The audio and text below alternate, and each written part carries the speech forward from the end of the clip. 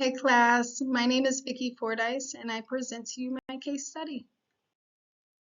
I had the pleasure of attending my first agenda meeting at the City of St. Petersburg City Hall. The St. Petersburg City Council conducted the first reading of the attached proposed ordinances on June 5th, and they set the second reading and adoption public hearing for June 12th. The City of St. Petersburg Council members consists of 8 different members. District 1, Copley Gertis, Council Chair. District 2, Brandy Gabbard, Vice Council Chair. District 3, Mike Harding. District 4, Lisette Hainwich. District 5, Deborah Figg Sanders. District 6, Gina Discrawl. District 7, Corey Gibbons Jr. and District 8, Richie Floyd.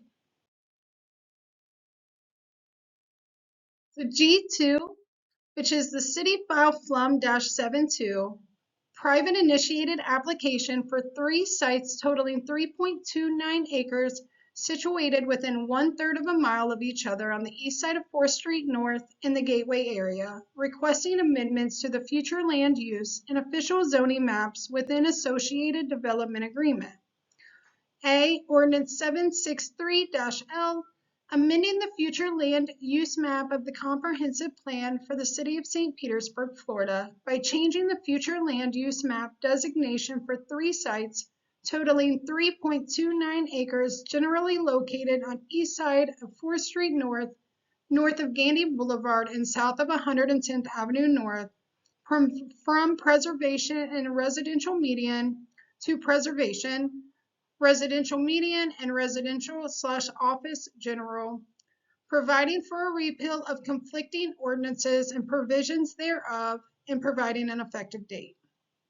B, Ordinance 789-C, amending the official zoning map of the City of St. Petersburg, Florida, by changing the zoning for 3 sites totaling in 3.29 acres, generally located on the east side of 4th Street North, north of Gandy Boulevard and south of 110th Avenue North, from preservation and neighborhood suburban multifamily-1 to preservation, neighborhood suburban multifamily-1, and corridor residential suburban-1, providing for repeal of conflicting ordinances and provisions thereof, and providing an effective date. C, Ordinance 610-H, approving a development agreement for 3 sites totaling 3.29 acres, generally located in the east side of 4th Street North, north of Gandy Boulevard, south of 110th Avenue, recognizing the subject agreement is by and between 4th Street HQ LLC and Gandy Townhome St. Pete LLC, Florida Limited Companies developer in the City of St. Petersburg, Florida, a Florida municipal corporation, authorizing the mayor and his designee to execute the agreement and providing an effective date.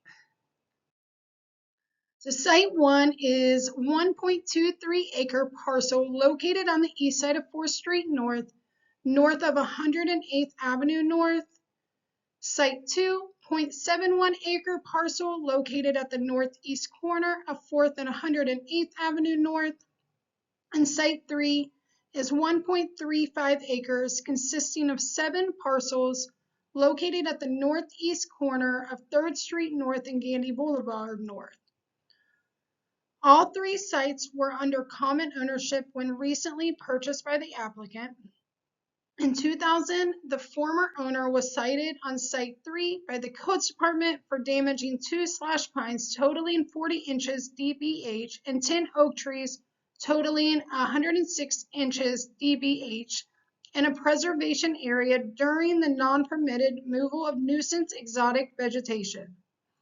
To satisfy the Codes case, the former owner was required to create a 7,650 square foot pine flatwood preservation area.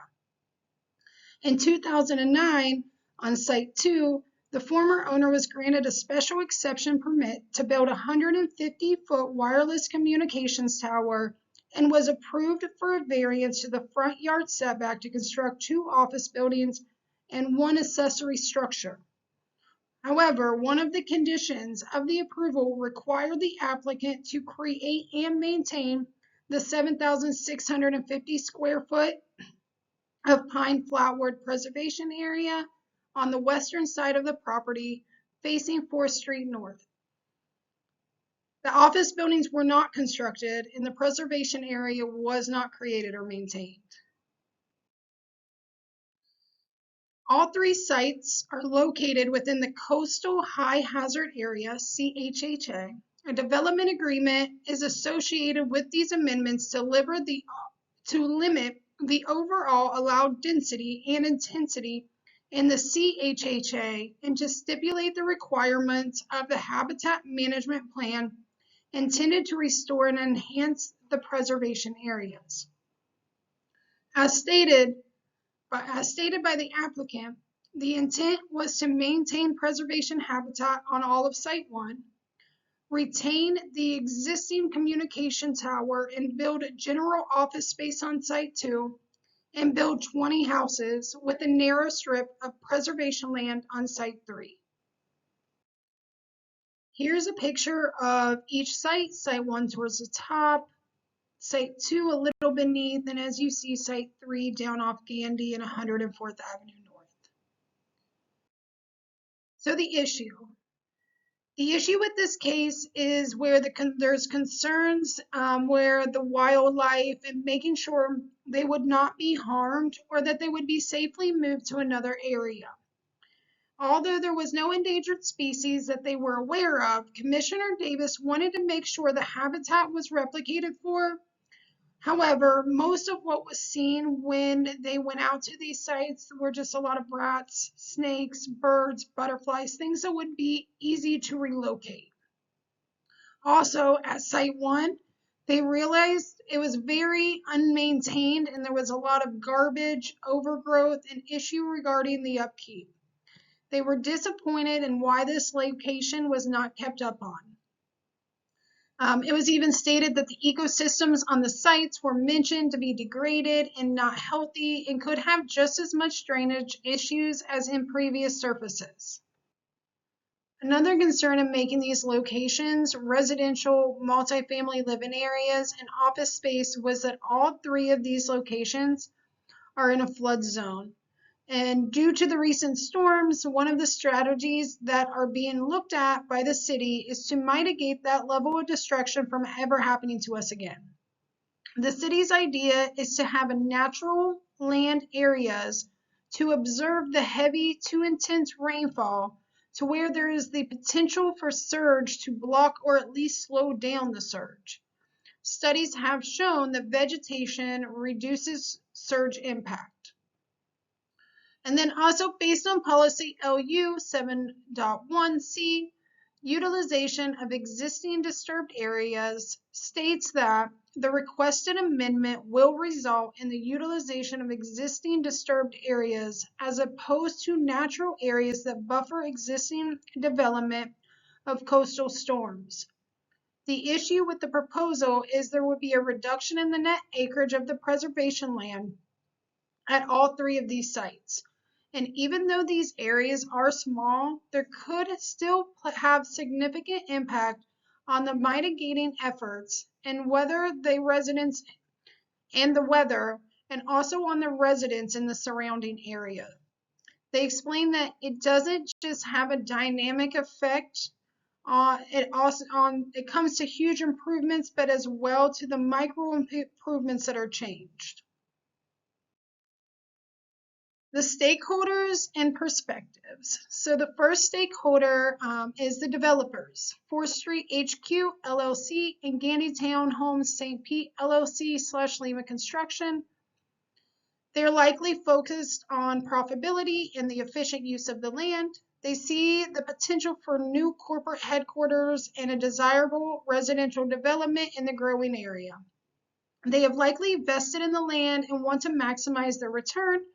They may argue that the proposed development, including the expanded preservation area and retention ponds, adequately address the environmental concerns and flood mitigation requirements. The next stakeholder is the City of St. Pete, City Council, Planning Department, Environmental Departments.